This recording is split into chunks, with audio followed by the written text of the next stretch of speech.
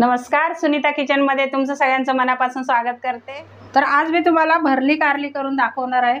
तर हे बघा, इथं मी ही छोटी छोटी कारली घेतलेत आणि ही अर्धा किलो कारली आहेत। ही बघा, आणि अशी कापून मी सगळ्या बिया काढून घेतलेल्या आहेत आणि त्या बिया इथं मी वाटण करून घेतलेलं आहे, त्याच्यामध्ये ह्या बिया घातलेल्या आहेत। आणि हे आपल्याला मीठ लागणार आहे, हळद मीठ त्या थोड्या कारल्यामध्ये भरायचं आहे। तर हा मसाला मी बनवलेला आहे, त्याचा व्हिडिओ आपल्या शॉर्ट व्हिडिओमध्ये दिलेला आहे, तर व्हिडिओ तुम्ही नक्की बघा। हे बघा, हे अशा आपण कापून घेतलेत ना, त्यात आपल्याला थोडा हळद मीठ भरायचं आहे।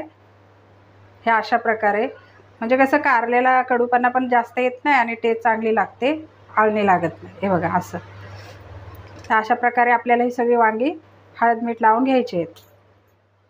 तर ही बघा, ही कारली सगळी मी भरून घेतलेत। आता आपल्याला कढईमध्ये शिजायला ठेवायची।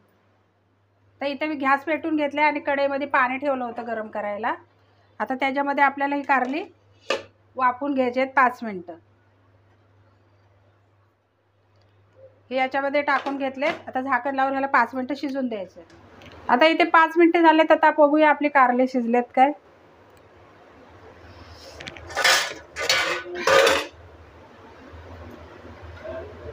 ही बघा, कारली शिजलेत। मी आता गॅस बंद करते आणि काढून घेते। तर ही कारली आपली गार झालेत, ह्याच्यातलं जेवढं निघेल तेवढं पाणी काढून घ्यायचं आहे आणि मसाला भरायचा आपला। आता ह्याच्यात मीठ आपण वाटताना घेतलेलं आहे।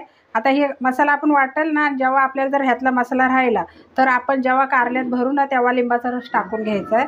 तर मी इथे 1 चमचा लिंबाचा रस टाकलेला आहे आणि मला अर्धा चमचा हिंग लागणार आहे त्याच्यात टाकायला।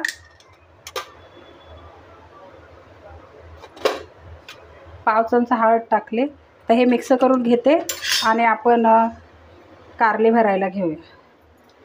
आता याच्यात तुम्ही लिंबाच्या रसाऐवजी जरी तुम्ही चाट मसाला टाकला ना, नाही तर चिंचेचा कोळ आणि थोडासा गूळ, तुम्हाला जर आवडत असेल तर गूळ टाका, मी नाही टाकत आहे तरी चालेल।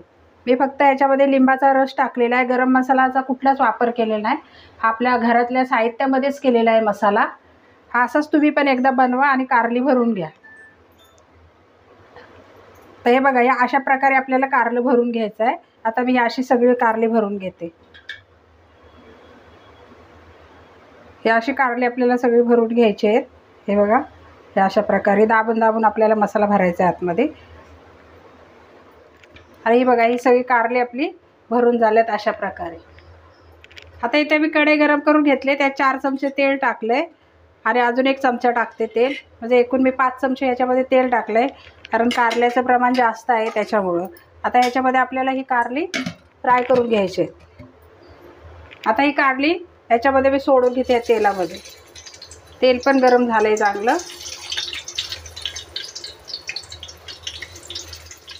आता ही कारली मी या तेलात सोडलेत, आपल्याला 2-3 मिनटं थोडं झाकण ठेवायचं आहे। आता 2 मिनटं झालेत, आपल्याला ही पलटी करून घ्यायची आहे।